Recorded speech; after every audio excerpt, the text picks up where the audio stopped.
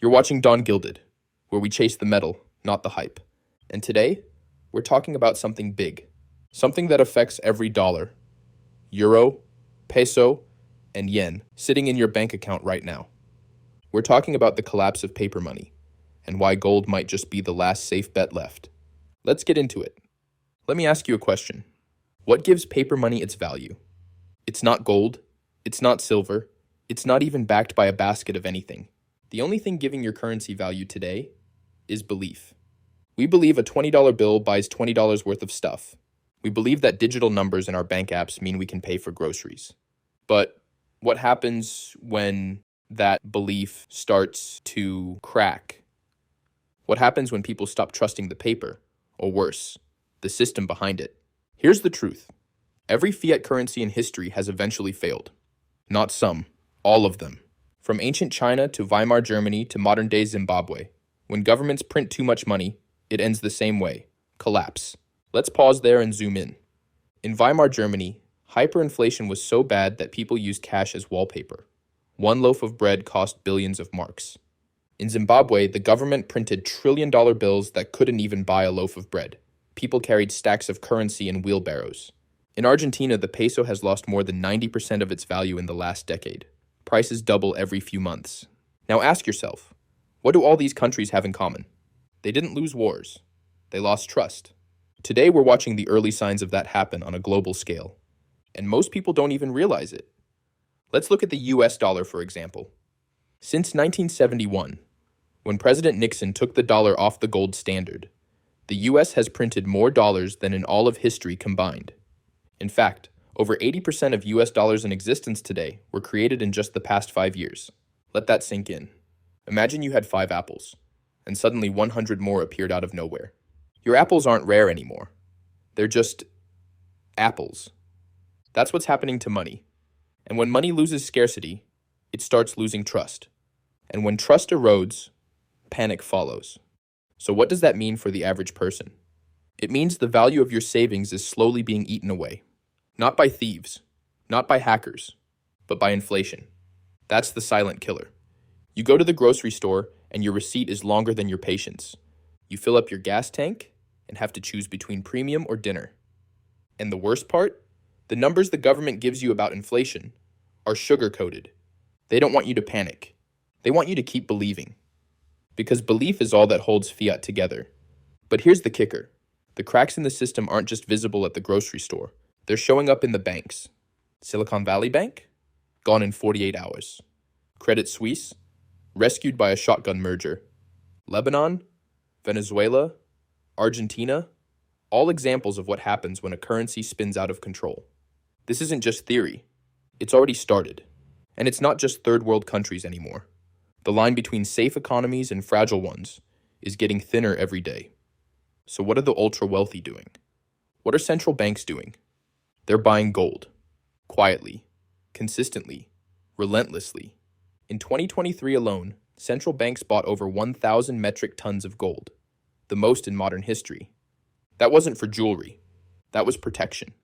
Because unlike fiat, gold doesn't go to zero. It doesn't get printed. It doesn't default. It's been money for 5,000 years. And it always will be. Let's say the paper system collapses.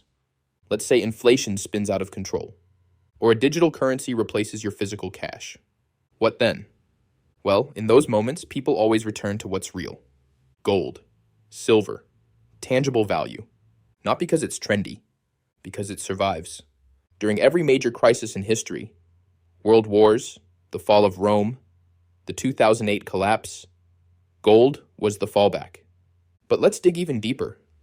Because gold isn't just a doomsday hedge. It's also a vote against the current system. Every gold coin, every ounce you stack, says, I don't trust what's happening. And more people are saying it. Millennials, boomers, countries like China, India, and Russia. They're all diversifying out of paper and into something solid. Why? Because paper burns. Gold doesn't. And it's not just physical. Gold ETFs. Digital gold tokens. Tokenized vault-backed assets. These are evolving forms of the same idea. Gold is adapting to the modern world. And that's what makes it dangerous to the system. Let's talk about digital currencies for a second. You've probably heard the term CBDCs, central bank digital currencies. They sound fancy, efficient, modern, but they come with a catch: total control. A CBDC can be tracked, taxed, frozen, and even expired. Yes, expired money is being tested. Let's walk through how this could roll out in a country like the US or Canada. Step 1. The government introduces a digital dollar for convenience. Step 2. They offer incentives to use it. Rebates, faster tax refunds. Step 3. Paper cash is phased out, slowly but permanently. Step 4. Programmable rules are added. Limits on how much you can spend, where you can spend, when it expires. Step 5. Full control. No more privacy, no more autonomy. That's not a conspiracy. That's the playbook. And gold? Gold is the antidote, because gold is off-grid value. It doesn't check in, it doesn't report back, and it doesn't ask permission. Now let's compare gold to the other so-called safe bets. Crypto has promise. It's fast, decentralized, and global. But it still depends on electricity, the internet, and a level of trust in code. Real estate? Great for wealth storage, but not liquid in a crisis. Gold? Portable? Proven. Accepted anywhere. And it doesn't crash with servers or burn with buildings. That's why, even with new tools in the world, gold remains the standard. Not instead of, but alongside everything else. Gold is the root, the foundation, the fallback. Let's bring this home. I'm not saying gold will make you rich. I'm saying gold can keep you stable when everything else melts down. That's why governments hoard it. That's why history respects it. That's why it's the last safe bet. So while the world argues about interest rates, meme stocks, and digital dollars, gold just sits there, doing what it's always done, holding value, quietly. And in a noisy world, quiet is powerful. So what should you do? Start learning. Start watching. Start stacking. Don't wait until CNN tells you to buy gold. By then, it's too late. Remember, the collapse of paper money doesn't happen in one day. It happens slowly, then all at once. And when that moment hits, you'll be glad you held something real. Because in the end, belief fades. But gold? Gold stays. It's always there, just waiting. If you found this helpful, smash that like button. Subscribe to Don Gilded for more deep dives into the world of real value. We don't chase the hype. We chase the metal.